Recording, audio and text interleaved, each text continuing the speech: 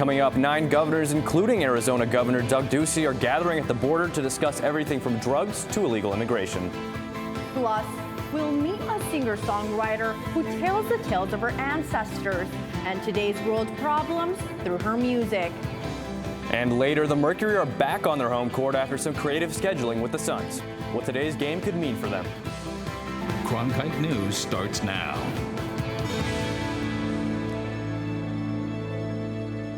Good evening and welcome to Cronkite News on Arizona PBS. I'm Ryan Tismaneski. And I'm Karen Marroquin. Thank you for joining us. 9 governors met at the U.S.-Mexico border in Texas today to discuss the status of the border. Cronkite News reporter Molly Hudson tells us what the governors want. The governor's goal is to get President Biden's attention to solve what they call a crisis on the border. Governor Doug Ducey is among them. This morning in Mission, Texas, Republican governors listed 10 actions they say President Biden must take immediately. This visit to the border comes 16 days after governors sent a letter to the president urging him to meet and discuss the situation at the border. They claim there is a spike in international criminal activity. Governor Ducey spoke about the need for the Biden administration to dedicate federal assistance to the southern border.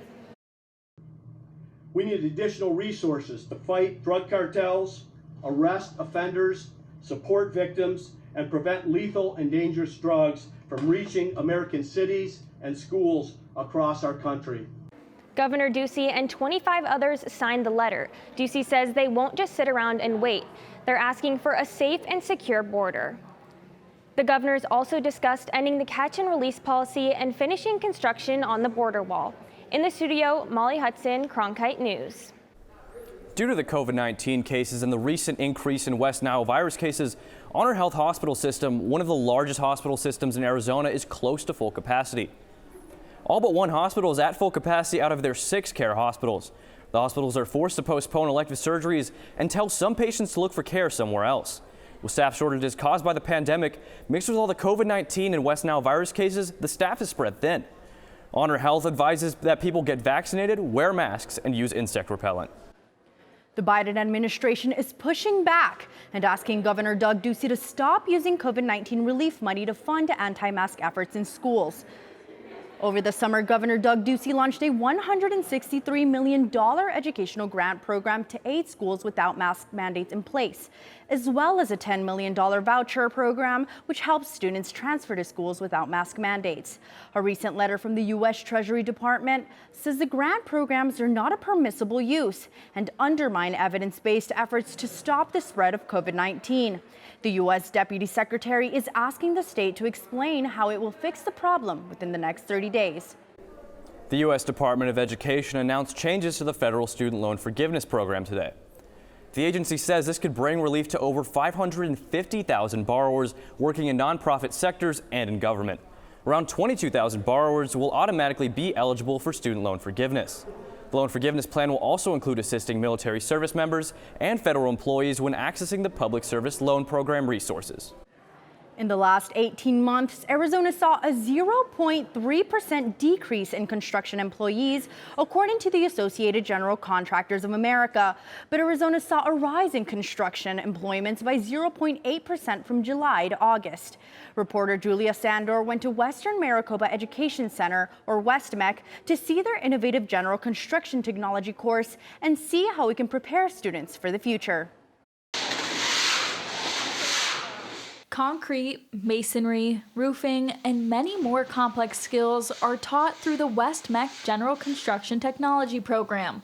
The course counts for 2 credits towards a high school diploma. The hands-on class allows students who are made up of mostly juniors and seniors to learn from professionals. I have so many varied contractors that come and give their time and what I call make an investment so that they can do a withdrawal of a hire down the road. In the past, Avanti Windows worked with students and gave them a Mastery Window Installation certification.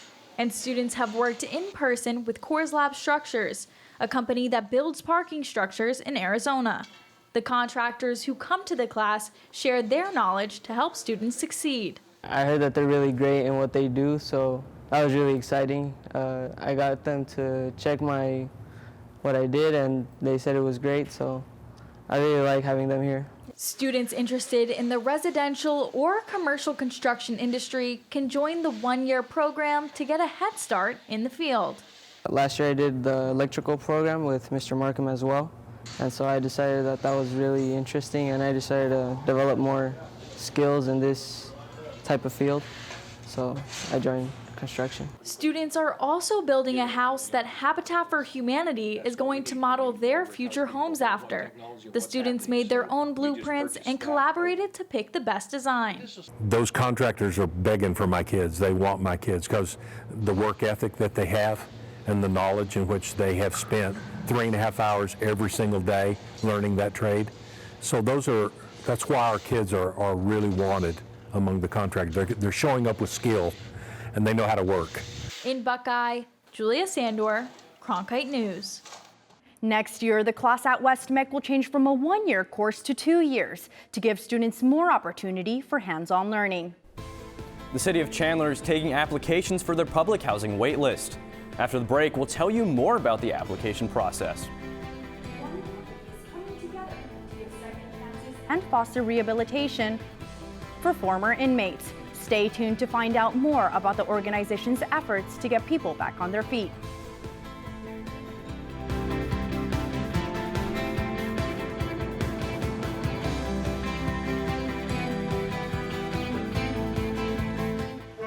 Every day I wake up, my first thought is, how can I serve this community? The biggest hurdle was not taking PTSD personally. Would you welcome, please, the amazing. Everybody that watches this, they say that I am the greatest that they've ever seen.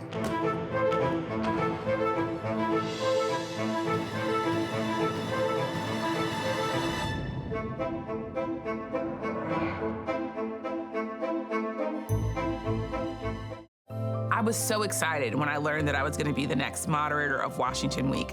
I was incredibly lucky to be mentored by Gwen Eiffel, and what that gave to me was this confidence that I could be my full self and that I was deserving in whatever spaces I was in. Welcome to Washington Week. I also feel this great joy in taking the helm of Washington Week, knowing that I can mold it and make it my own, but also make sure that it is still within the legacy and the tradition that made it so great for all of these years. Your favorite member benefit is getting better and bigger. This is wonderful. Over the next year, Passport is adding new shows and doubling the number of episodes for you to stream. They give us all that they've got. From your favorite cooking and travel series. Even the stairs are breathtaking. To history specials and award-winning documentaries. Better and bigger. That really is the fun part. Stream on any device with Passport on the PBS Video app. It's prime time on your time. Watch Prime Afternoons every weekday on Arizona PBS. Did you miss a show in the evening? Then catch up on Prime Afternoons, your favorite dramas. No more bloody heroics. Antiques Roadshow. Really? Nature and Nova. It's time to reintroduce some wonder into this miracle of nature. All of the best from PBS on Prime Afternoons. Weekdays starting at 1:30, only on Arizona PBS. The 12th annual Homeboy 5K Run Walk event this weekend gave Cronkite News reporter Taiwo Deshigbin the opportunity to share the story behind the organization's profound impact and how its leaders inspiring others. Homeboy Industries is a gang intervention and rehab program that has been serving LA for 33 years. Its mission is to provide hope, training, and jobs for former gang members and incarcerated individuals. If this looks like a family reunion to you, that's because, in some ways, it is. Every year, the community comes out to support those who have worked hard to rejoin society. The Homeboy Network offers many services from tattoo removal, academic, mental health, and job placement services. And jobs can be hard to come by for former gang members and anyone with a criminal background. Homeboy Industries trains and employs these marginalized people at their cafe and for work at other businesses. Here it's not so much about reaching people, but allowing yourself to be reached. And can you allow your heart to be altered by people? And then you really see people and you really know them and you really love them. At least 15,000 people walk through these doors. Naomi Para was one of those people 2 years ago. At 14 years old, she was addicted to drugs and getting into all sorts of trouble. She regained her footing with rehab and after speaking with Father Bull. He told me that I'm strong, and he's like that I got this, and that he's gonna help me get through whatever I was going through, and he did. Pyra's strength to overcome addiction has inspired her to become a Homeboy employee. During the week, she helps lead discussions in groups such as Criminal and Gang Members Anonymous, which gives people a safe place to voice their struggles and get the help needed. But this past weekend, that group was leading events, cheering the runners, and handing out snacks.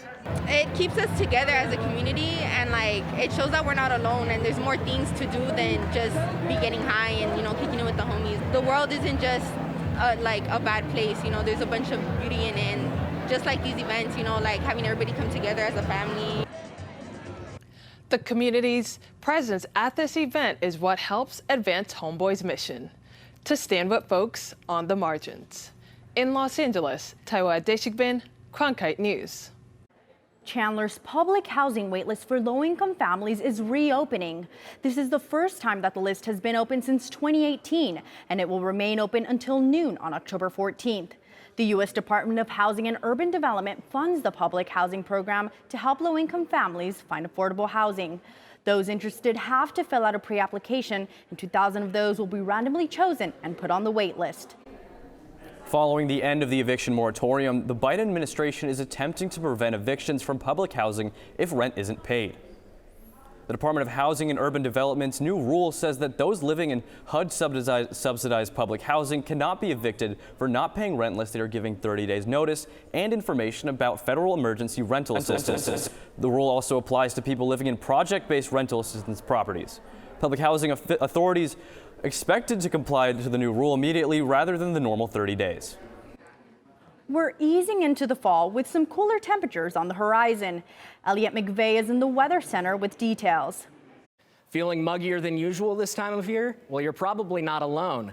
As you can see, we're getting some residual clouding and some storms up in the north corner here, as well as some clouds moving in sort of a seatbelt type pattern across the state. Now, if we're looking at the temperatures for the rest of the state, things are starting to look really nice up in this northern corner here, getting down into the 60s and 70s. Meanwhile, if you're down in Ajo, Yuma, or Quartzsite, unfortunately, turtleneck season is still TBD. Now, if we're looking at the rest of the night here, things are going to get real nice by 10 o'clock. They're going to get down into the 70s, perhaps. So maybe go on a night walk. Who knows? Read a book outside. And for the rest of the week, we're in the home stretch, you guys. Things are getting real nice out. We're going down from the 90s into the 80s by Saturday. And then for the rest of the week, we might even get down into the 60s and 70s. So I don't know where I'll be on those days, but if you're looking for me, I'll be outside. In the Weather Center, Elliot McVeigh, Cronkite News. I'm Morgan Cardin. Coming up after the break, I'll have your Cronkite Sports Report. The Mercury are one win away from the WNBA Finals, but this team is fighting for a little more.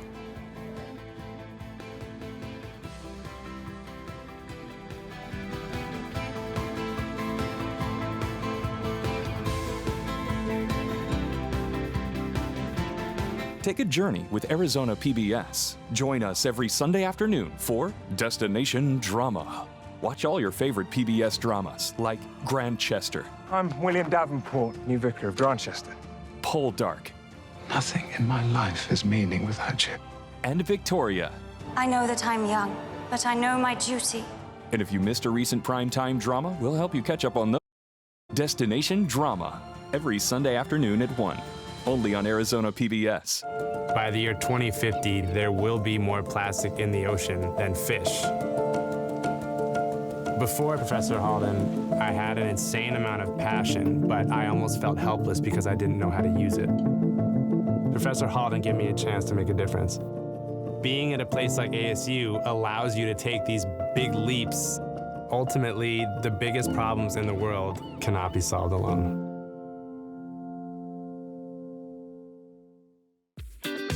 Your favorite member benefit is getting better and bigger. This is wonderful.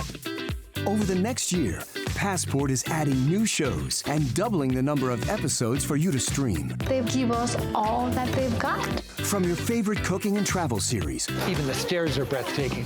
To history specials and award-winning documentaries. Better and bigger. That really is the fun part. Stream on any device with Passport on the PBS Video app. The great thing is to last and get your work done. And see and hear and learn and understand. And write when there is something that you know, and not before, and not too damned much after.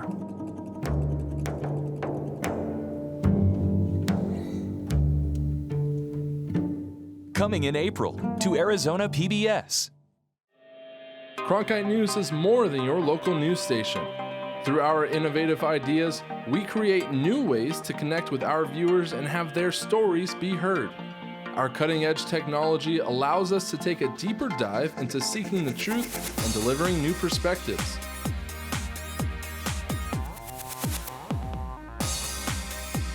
Stay up to date on top Arizona stories anytime on TikTok, Twitter, and Facebook at Cronkite News.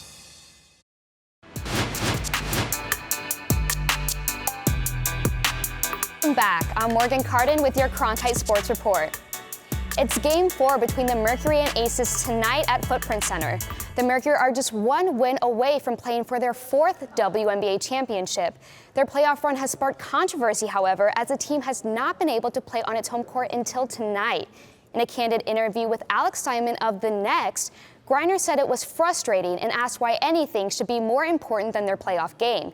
It's a question Cronkite News reporter Amna Saban set out to answer.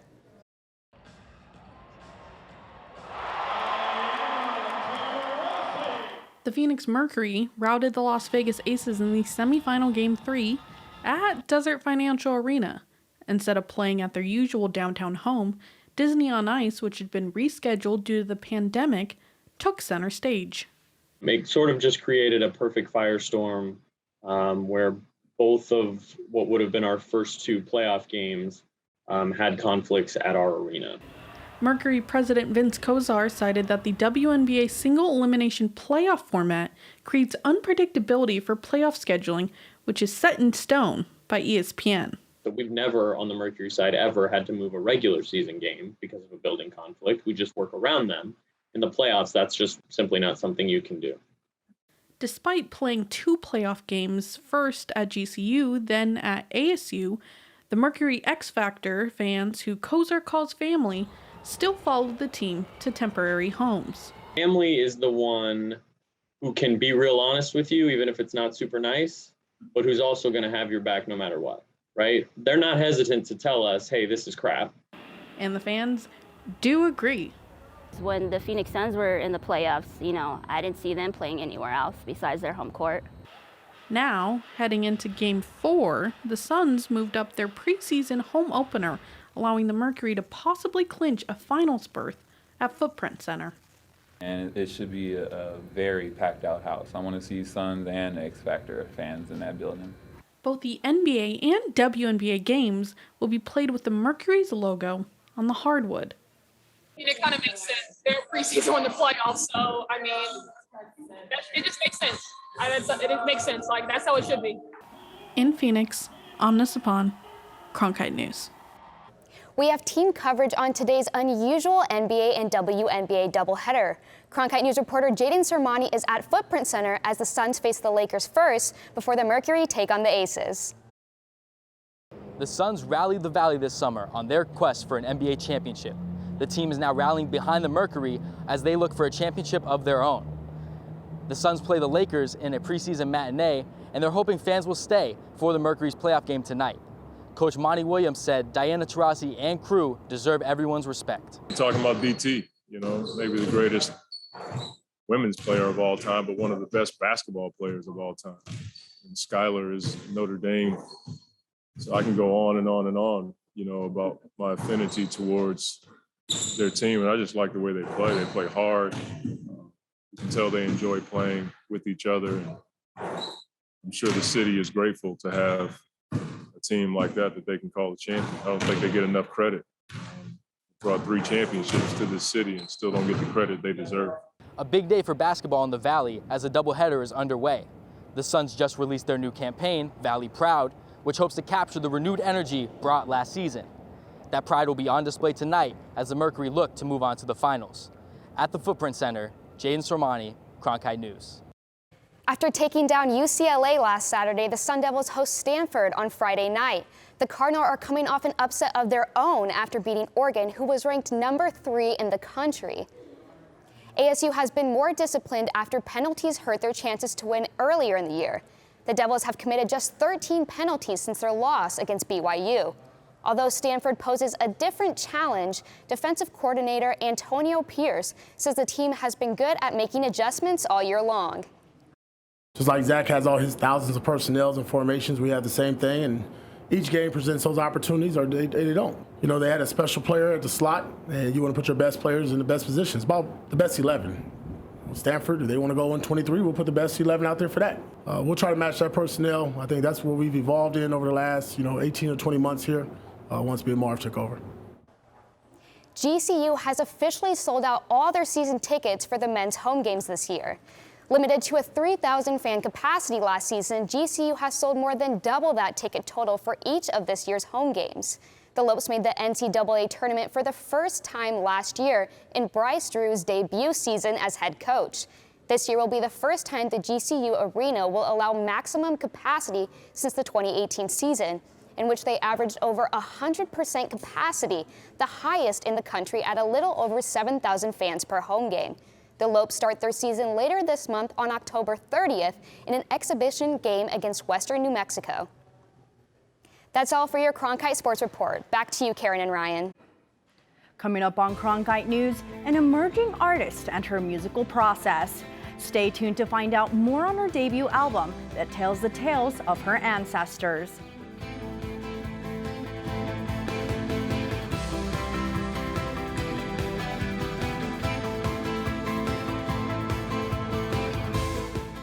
Passport is adding new shows and doubling the number of episodes for you to stream. For the first time ever, our most popular programs have been selected just for you. But there's so much more. Whether you like to travel, Wow. feast, And calories don't count. look back, That is me. discover, You know the whole story. there's something for everyone. Let's get to it right away. Stream on any device with Passport on the PBS Video app. What you get from Washington Week that you will not get anywhere else are the best and the brightest reporters from different media companies, and they're able to have a real conversation about things that are happening in Washington and around the country. But it's also a show about issues that are relevant to different communities. How do you think that As the moderator, I feel this deep responsibility to bring in those other perspectives so that people understand how power and politics impact their daily lives. Friday nights at 7 on Arizona PBS. Cronkite News provides students at ASU's Walter Cronkite School of Journalism with the opportunity to gain real-world experience in the newsroom. At Cronkite News, our students produce professional content for audiences by taking on all roles, whether they be reporting, anchoring, producing, or studio production. Each department gives students first-hand professional newsroom experience. For more information, visit cronkitenews.azpbs.org.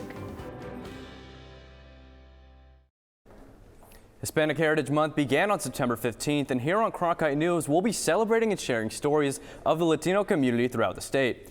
Today, reporter Spencer Shehawk shares the story of a journalist turned artist. As a child, singer-songwriter Mary Lou Fulton listened to Latino artists Johnny Rodriguez and Freddie Fender. And after a career as a journalist telling other people's stories, Fulton has taken a new path as an artist, telling the tales she heard growing up. I sing the corrido de Suaki, place of my mother's birth. This is the Ballad of Suaki, a combination of informative and historical events, a bilingual tale of an almost forgotten town. I've been hearing the story of Suaki since I was a little girl. I heard about this magical, beautiful place in a valley where there were rivers and where the community lived together with each other and in harmony with the land. Mary Lou Fulton was able to use that magic to create a fusion of sound and what she likes most. I've been a storyteller and a writer my whole life. Fulton lives in Los Angeles, but was born in Yuma, Arizona, where she lived with a foot in two worlds, as her father is from Chicago and her mother from Suwannee, Sonora, Mexico. Corridos were a part of her life because it has a history of telling stories. Progress comes with a price. After 400 years, Swaki would be sacrificed. It's been almost 60 years and that pain is still so real. My aunt cries when she thinks of our ancestors left behind in a cemetery that's now at the bottom of a lake where people come to fish for bass. That's what I'm excited about, taking stories to a much more personal level than I ever could as a journalist. Fulton's debut album, Will Tell Stories, is scheduled for an October 15th release date and continues to tell the tales of her ancestors and the problems faced by many in today's world. In the studio, Spencer Chiak, Cronkite News. That's it for Cronkite News tonight. Thank you for joining us. For top Arizona stories anytime, go to cronkitenews.azpbs.org.